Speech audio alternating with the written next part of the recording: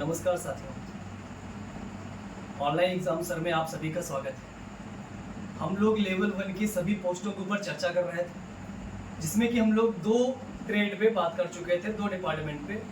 हम लोग traffic department में पॉइंट्समैन पे चर्चा कर चुके थे, उनसे आपकी रूबरू करवा दिया था।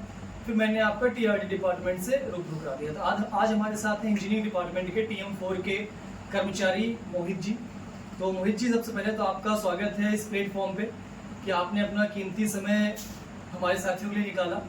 तो सबसे पहले मोहित जी, आप अपने बारे में थोड़ा बताइए कि आप कहाँ से हैं और कब आपकी ज्वाइनिंग हुई है। बहुत बहुत शुक्रिया पाठक जी, आपने अपनी वीडियो में आने का मौका दिया। तो मेरा नाम मोहित है और मैं बेसिकली दिल्ली से बिलोंग करता हूँ।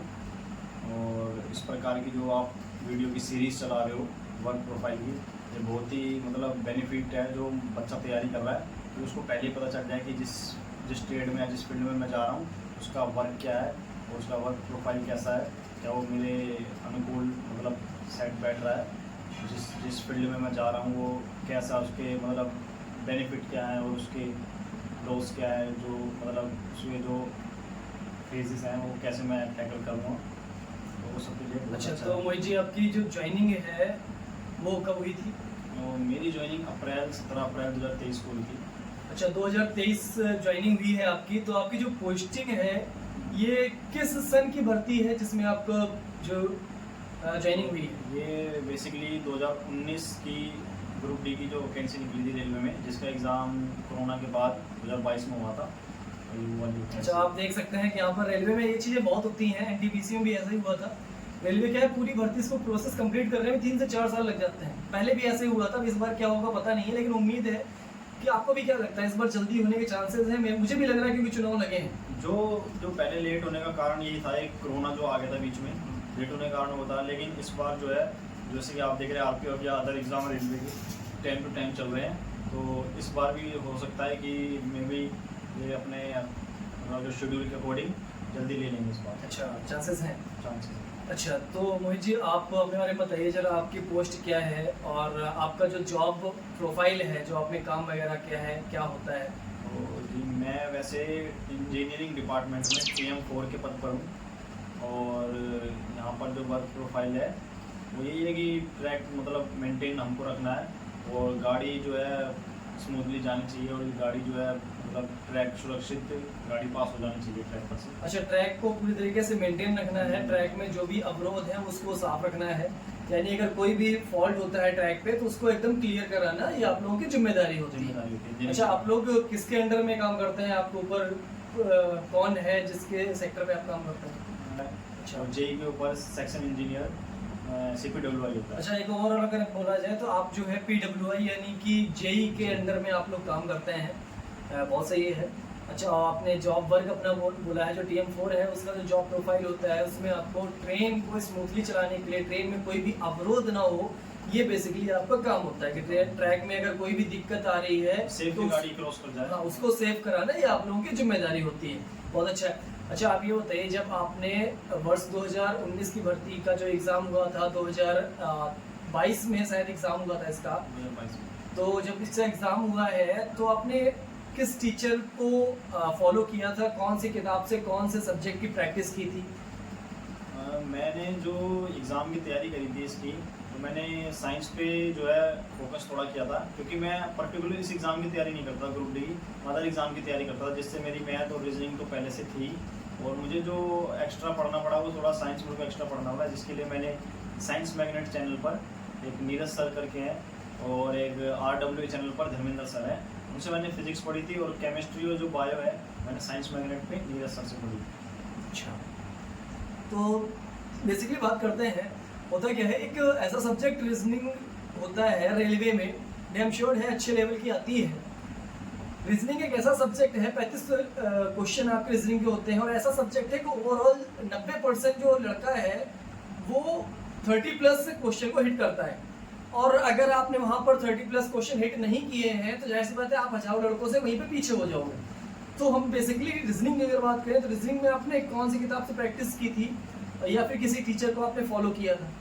तो सीधे से मैं बताऊँ, मैं सोचता था कि ये रेलवे में जो रीजनिंग है वो आराम से हो जाएगी, लेकिन जब आप एग्ज़ाम हॉल में बैठते हो ना, आप जो सोचते हो कि ये पोर्शन में वो ईजी है, मैं इजीली कर लूँगा, तो वही आपको एग्ज़ाम हॉल में मात दे देता है। तो उसके लिए क्या है कि आप मॉक टेस्ट जब लगा रहे हो, क्योंकि मॉक टेस्ट लगाना बहुत ज़रूरी है, आप मॉक टेस्ट लगा रहे हो, आप रीजनिंग क्वेश्चन कर पा रहे हो, और जिस टॉपिक पे आप अटक रहे हो उस टॉपिक को उठाओ, यूट्यूब से देखो, आप जैसे रीजनिंग पढ़ाते हो आप सब फॉलो कर सकते हैं लोग। और जो लोग फॉलो करें तो खाली जो चैप्टर में दिक्कत आ रही है उसको, उस चैप्टर को, जैसे कि मॉक टेस्ट में आपने दिया, आपको लगा मेरे को इसमें प्रॉब्लम है इस टॉपिक में, तो आप रीजनिंग का पर्टिकुलर टॉपिक उठाओ और उससे क्या बोलते हैं क्वेश्चन लगाओ उसको, तो वो चीज़ मैटर अच्छा, आपका कहना है कि बेसिकली आप अगर तैयारी कर रहे हो तो डैम श्योर है कि आपको मूक तो 100% लगाना ही पड़ेगा। आप अगर मूक लगाओगे तो आप अपनी कमजोरी को और अपनी जो अच्छी पोजीशन है उन दोनों को परख पाओगे कि आपका कौन सा सेक्टर मजबूत है, कौन सा सेक्टर आपका नीचे है, किस पे आपको वर्क करना है। हाँ, कई लोग ये सोचते हैं कि रीजनिंग में आसानी से कर लूंगा, लेकिन जब एग्जाम में बैठते हैं तब पता चलता है रीजनिंग के कौन सा सिटिंग अरेंजमेंट हो गया, जैसे कि और कैलेंडर क्लॉक हो गया, ये सब क्वेश्चन तो हमें लगता है कि एग्जाम में वो चीज़ गलती नहीं होनी चाहिए जो अदर जो स्टूडेंट है, अदर आपका कॉम्पिटिटर है उसकी सही हुई है। अच्छा, अभी क्या है, अभी रिसेंटली जो एग्जाम हुआ था यूपी पुलिस का, तो ऐसे ही कई लोगों का गलती हुई थी कि हिंदी को वो लोग बहुत नॉर्मल लिए थे कि हिंदी या क्या पढ़ना है, इसमें तो हम कर लेंगे। बाद पता चला कि हिंदी में किसी के नंबर कम हो गया और वो लास्ट में फाइनल मेरिट में 2 या 3 नंबर से रुक गया। तो वही आपका कहना है कि जो ऐसा सब्जेक्ट जो है जिसमें आप 100% ला सकते हो, उसको इतनी अच्छी तरीके से प्रैक्टिस करो कि आपको उसमें 100 से 100% आपको लानी है, क्योंकि अगर वहाँ पर आप 100% से नीचे हुए तो आप वहीं से काफ़ी पीछे हो जाओगे। अच्छा, तो अच्छा आप ये बताइए, जो आपका TM4 जो वैकेंसी है इसमें प्रमोशन के क्या चांसेस हैं? और जो मैंने कई लोगों से सुना हुआ है ITI को लेके कि ITI वाले लोगों का अलग है, पहले आप प्रमोशन का बता दीजिए, उसके बाद ITI वाले लोगों के लिए थोड़ा बताइए कि क्या है। तो जब आप ग्रुप डी की जॉब ज्वाइन कर लेते हो उसके बाद एक एग्ज़ाम होता है LDC डिपार्टमेंटल, और एक एग्ज़ाम होता है GDC। तो ये 2 एग्ज़ाम है जिसके ज़रिए आप ग्रुप डी से स्टेशन मास्टर, ट्रेन मैनेजर या क्लर्क, सीनियर क्लर्क ये सब बन सकते हो। अदर पोस्ट में अदर आप ओपनली आप कंपटीशन देते हो, उसमें कंपटीशन ज़्यादा होता है, लेकिन आप ग्रुप डी में लगने के बाद जब कंपटीशन देते हो उन चीज़ों का, तो कंपटीशन ना के बराबर हो जाता है। तो अगर आप स्टडी के साथ साथ अपनी पढ़ाई को कंटिन्यू कर रहे हो, कंटिन्यू डेली पढ़ाई कर रहे हो, तो आप डैम श्योर है कि आप मतलब 2 साल 3 साल में आप निकल जाओगे LDC या GDC। अच्छा, जिन लोगों ने डिप्लोमा कर रखा हुआ है ITI या पॉलिटेक्निक, तो उनके लिए क्या सजेशन है? उनके लिए तो ये सजेशन है कि वो पढ़ते रहें थोड़ा बहुत, जितना भी टाइम लगे, क्योंकि अगर रेलवे में आप आए हो ग्रुप डी में और आपके पास ITI और डिप्लोमा है तो 100% आप ग्रुप डी से ऊपर लग जाओगे। अच्छा, मतलब जो भी हमारे साथी ग्रुप डी में जिनका सिलेक्शन होगा, कई लोग छोड़ देते हैं, कई लोग करते रहते हैं, तो अगर आपके पास कोई भी डिप्लोमा है तो आप 100% आप जॉब को करते रहिए, 1 से 2 साल में आप 100% ALB वगैरह आप बन जाओगे। अच्छा, सही है। तो बेसिकली क्या है, मिडिल क्लास फैमिली में हम लोग आते हैं तो देशभक्ति एक अपनी अलग जगह होती है, सरकारी नौकरी आत्मविश्वास दिलाती है, ये भी एक बहुत अच्छी चीज़ है, लेकिन कहीं ना कहीं हम लोग पैसे के लिए भी आते हैं कि भाई एक सैलरी मिलती है, वो एक अलग मुद्दा है कि सैलरी को लेके भी हम लोग जॉब पे आते हैं कि भाई सैलरी हमें चाहिए, सभी को चाहिए होती है। तो अगर सैलरी की बात करें तो TM4 में जो सैलरी है वो आपकी ग्रॉस कितनी होती है, उसके बाद काटने के बाद अकाउंट में कितनी सैलरी आती है, शुरुआत में कितनी आती है और वर्तमान में आपकी कितनी आ रही है? शुरुआत में जो ये पे ग्रेड होता है हमारा 1800 होता है, जो बढ़ता रहता है धीरे धीरे। तो शुरुआत में जब आपकी सैलरी बनेगी तो आपको कम से कम 2 या 3 महीने में आपकी पहली सैलरी आएगी और 2-3 महीने की इकट्ठी आती है। और लेकिन जो हमारी पहली सैलरी जो अगर 1 महीने की देखी जाए तो 28,500 आई थी, वो 28,500 हमारी सैलरी, शायद मेरे को याद है हमारी पहली सैलरी बनी थी।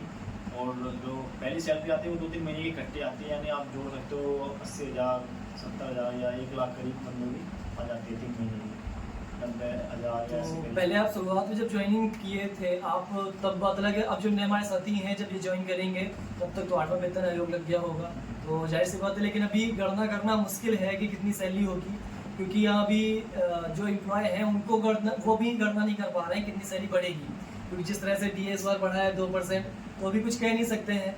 लेकिन जब आप शुरुआत में ज्वाइन किए थे तब 28,500 आपका जो सैलरी है वो आती थी, और वर्तमान में जो है हमारा, हमको करते हुए अभी 2 साल पूरे नहीं हुए, हमारी 31,700 करीब सैलरी, 31,700 इनकी सैलरी आती है विदाउट टीए। अगर टीए वगैरह आपका काउंट हो जाता है तो 35-36 लगभग 35 से 36,000 रुपए आपकी सैलरी आपकी बन जाती है। तो सैलरी बहुत अच्छी है, और जब आप लोग ज्वाइन करेंगे, 8वां वेतन आयोग लग गया होगा, तो जाहिर सी बात है आप अगर विथ जीए अगर आप बात करेंगे तो लगभग 45 के अराउंड आपकी सैलरी होगी।